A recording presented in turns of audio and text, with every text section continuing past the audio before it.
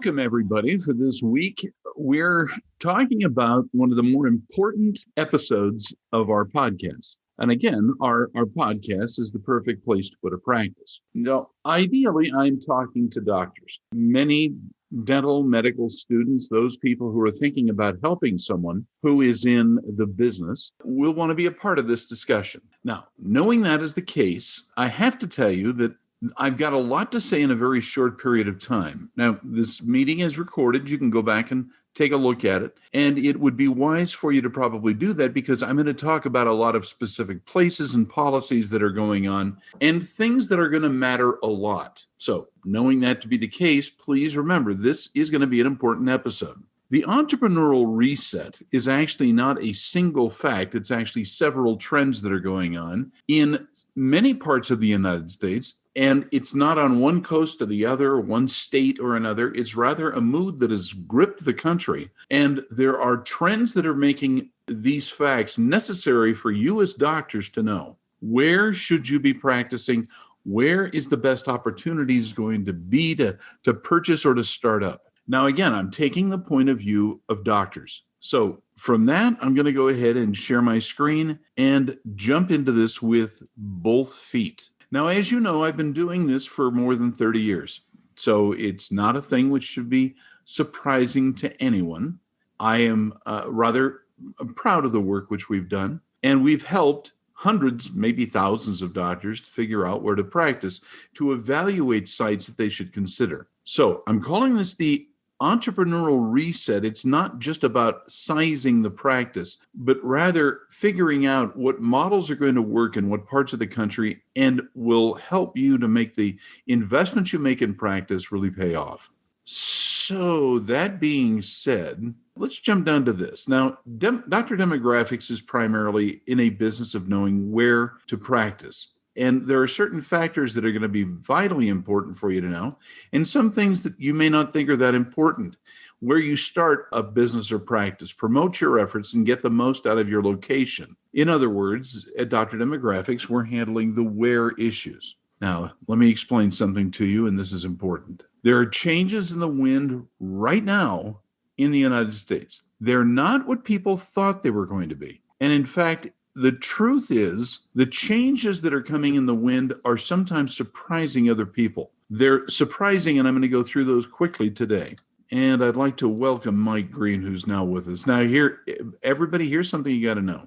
More than 41% of American workers are considering quitting their jobs right now. Now, that has not happened before. A year ago, when people were worried about the pandemic, they were saying, no, I don't want to move. I want security. I want the money to keep coming in. And by the way, this is a big change, and demographers all over the country are talking about it. 4 million people quit their jobs in April 2021.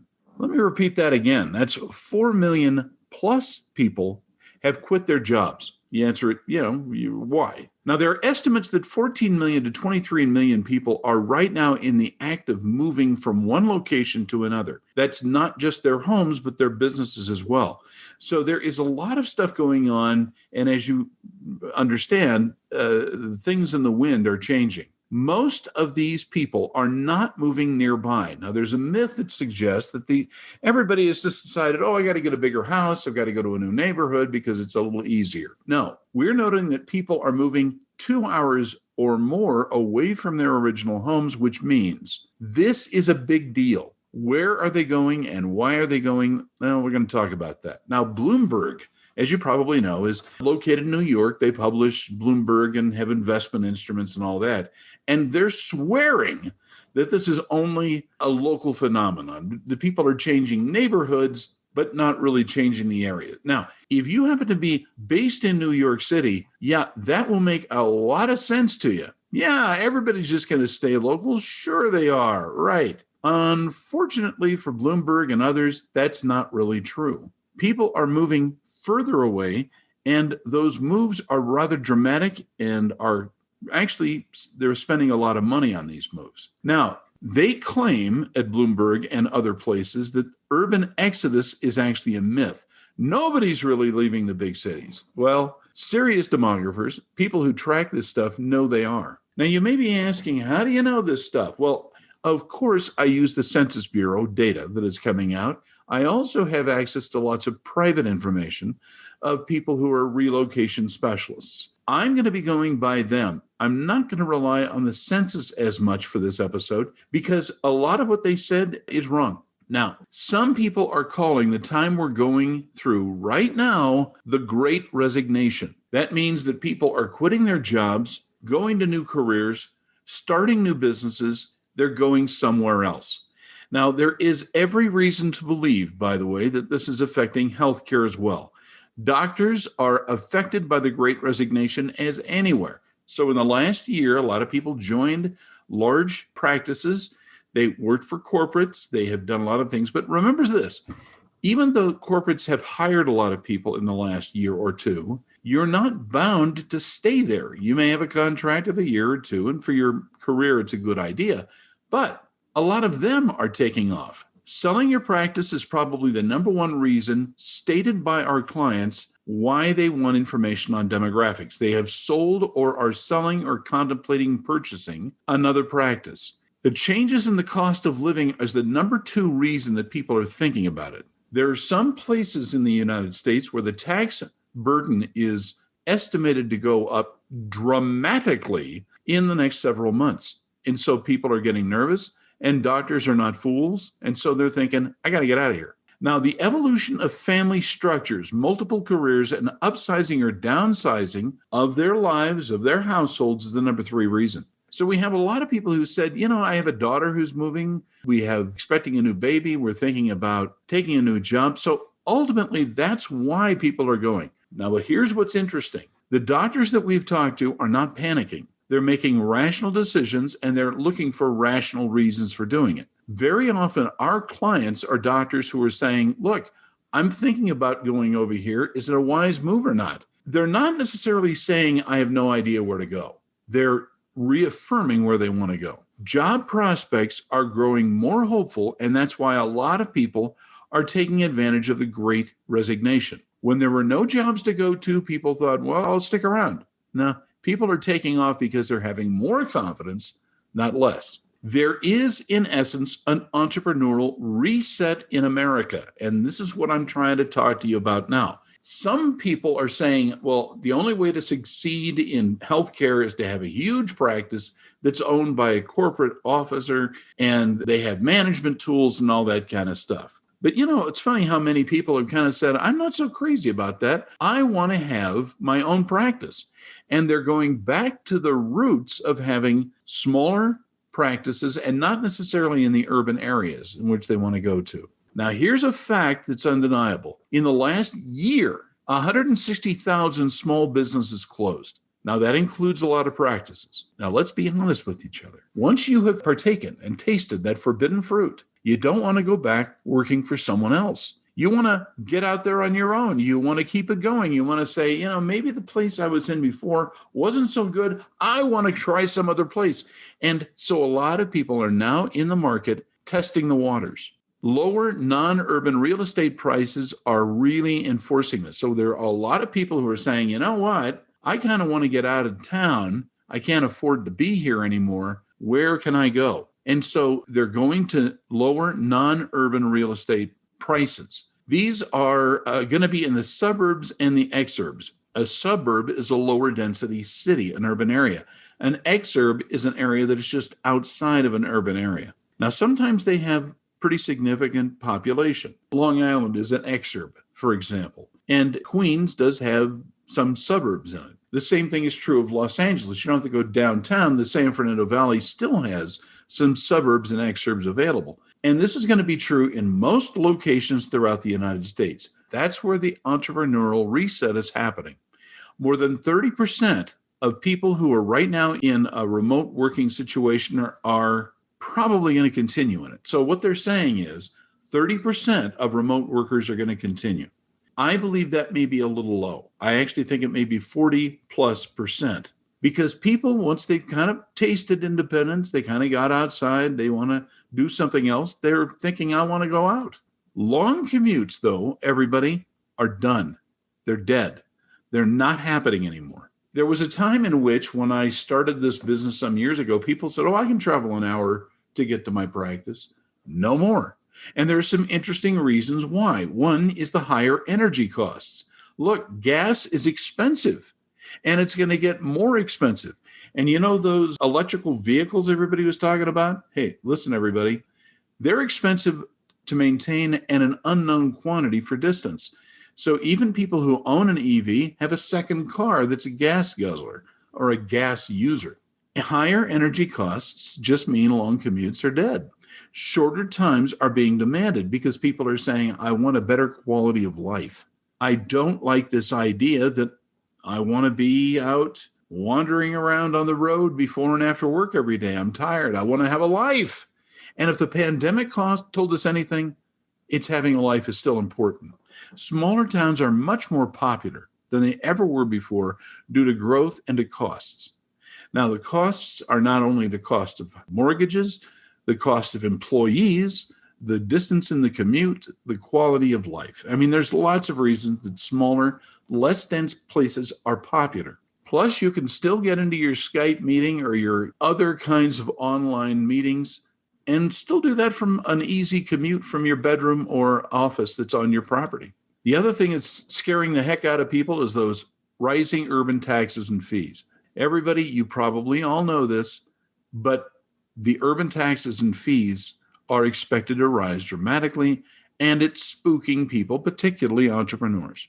Now, I want to rethink your best option for where you want to go. So I'm actually going to talk about some places, but I'm going to throw a curveball to you. I'm not doing this by the Census Bureau, because there has always been a belief that the census is the bottom line on where populations are going. But it doesn't tell you why they're going there, and it doesn't tell you some important aspects. Today, we're going to go by the United Van Lines database. Here's a couple things you got to know. Just because you've got a list of cities that I'm going to name, or states, it doesn't necessarily mean that they're moving to those places for the same reason. But it does mean that United Van Lines is saying this is where people want to drop off their trucks. This is where they want to go. This is where they want us to pick up their furniture and where they want to deposit it. There are some places that you almost cannot get a United Van Line or a U-Haul or a Ryder truck because the demand to get out of town is so great. Now, I'm going to go through these. I'll explain a little bit as to why, and it's not according to the census. So here's the thing. New Mexico. New Mexico is one of the biggest states in terms of federal employment. They've got a huge number of employers, but there's only 3 metropolitan locations in New Mexico.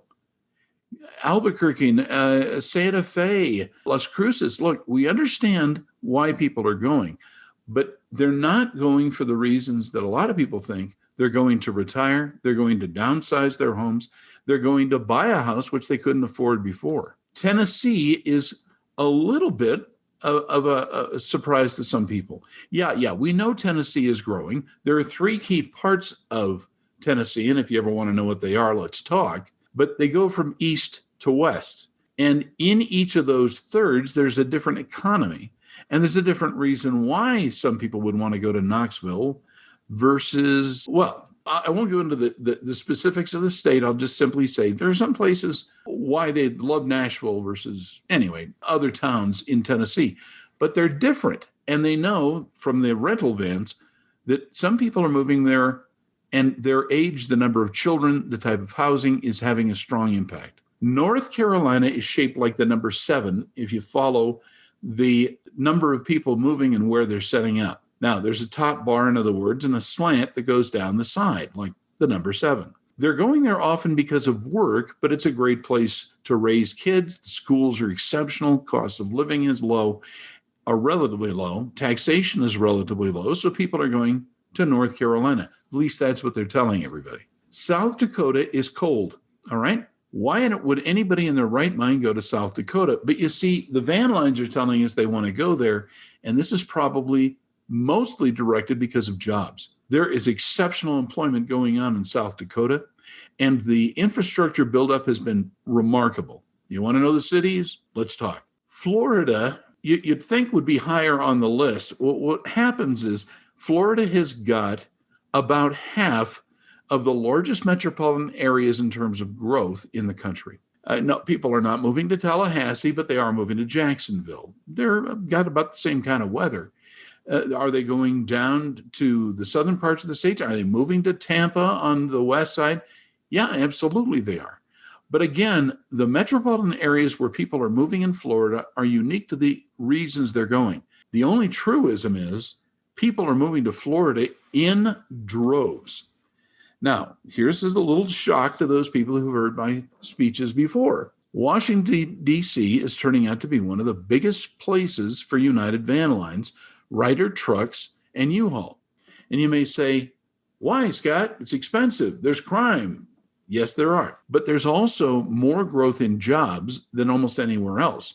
If you're in the military, at some time, you're going to wind up working in Washington, D.C. If you're in politics and trying to cut your teeth working for a congressman or senator or for a committee, yeah, you are going to go to Washington, D.C. It is not the long-term of more than 3 to 5 years that you're going to be in D.C. And this includes Maryland and Virginia. You tend to move there and then move away. And that's why the moving companies are saying that they're growing so much or they have so much business there. Washington State, on the other hand, is number 5. Now, I have not said I'm a great fan of the greater Seattle area. It is expensive. But one of the facts about the people who move there is they recognize there is work in Washington State. There's also money. People with high education can find great jobs and will get wonderful benefits, and they're great employers. I won't go into what those employers are, simply to say there is potential in Washington State. And again, according to the van lines, South Carolina is number 4. You've got a lot of people moving to Greater Charleston, but it's more than just a town. It's a region within South Carolina that is showing it has wonderful weather, if you don't mind a hurricane or two from time to time, but it's got mild weather, no snow. It's got a lot of jobs coming up, wonderful place to retire. And certainly for those who are ex-military, South Carolina has got a lot to offer. Arizona surprises some people as well. And it bears discussing why it's an entrepreneurial place for a lot of people to go. Arizona, by the way, is growing on its fringes. There are 2 primary counties there, Pima County and Maricopa County. They're not the only counties, but they're the 2 that are getting the most growth. Between the 2 are metropolitan areas like Casa Grande. And with that, the cost of housing has improved. It's obviously got very warm weather, but it is a place you can golf all year long, has a good quality of life. And if you happen to be a person escaping from California, it is an easy drive to get back to visit the grandparents in California if that's what you want to do. It's the kind of place that a lot of people can get to. Most people don't recognize Phoenix, by the way, is one of the headquarters of the National Speakers Association. Why is that? Because Sky Harbor is open all year long. They have no fog days. They have no snow closures. It is a place that is a year-round business. And if you happen to be in the business of serving the rest of the United States, Arizona is a great choice. Oregon surprises some people as well. You know I'm not a fan of Portland. However, the weather is mild. The jobs are plentiful. There is a wonderful atmosphere to Oregon. But remember, it's not just the west side of Oregon that is growing. The east side is also growing. The part just north of California is also increasing in size. The weather is mild, population is friendly, and there's a lot of opportunity for entrepreneurs to go there. And the last, of course, is Idaho. And everybody knows, oh, Idaho. Look, it's not eastern and western. It's all on the western side. This is the Boise side. And it isn't just Boise. It's also Nampa and Cunha. And, well, I won't talk to you about that, except if you're interested. We can go through why Idaho is growing and why it is such a reasonable place to live and has such opportunities. If you're a doctor, think about planting your flag out there. Now, just remember, United Van Lines data is influenced by many factors. There's a tendency that when there's a dense population with lots and lots of jobs, United Van Lines will have it on their list or high up on their list. It's not a place for very, very small towns. Now, there are places all over the country where smaller towns are very popular, but they're not going to be on the United Van Lines lists. They tend to go by area of dominant influence, or ADI, or a metro area. That's what United Van Lines is measuring. But if you want to know why one area is growing versus another and where your opportunities are going to exist, call us at drdemographics.com. My telephone number is 833-424-6222, or visit us at drdemographics.com. A lot of people have questions. Well, what if I did this? So let's say I want to have a pediatric practice and I want to get an orthodontist as a partner. Yeah, we have a report for that. Sometimes you're going to want to just talk through the issues on the phone, and I do that every day. I talk to doctors about questions that they have, and very often it's spouses who want to get together and say, well, are the schools good? Is this a place where teenagers can go? What about people who are in my language or nation of origin? Are they going to work out? So I can answer any question. We can help you. And it doesn't cost that much to get on, but we like to know what we're researching to help you out. If you think that you'd like to get a little information on where to practice, whether you're trying to find a place to go or you're trying to evaluate between places, Dr. Demographics is where you can help figure out whether you're going to grow and thrive and shrivel and die. I want to thank you very much for watching. I also want to thank the good people who've supported us with their questions, with their report orders. We're here honestly because we like you and we want to do what we can to make your life successful. Thanks so much, and we'll talk to you again sometime in the near future. I certainly hope. Take care.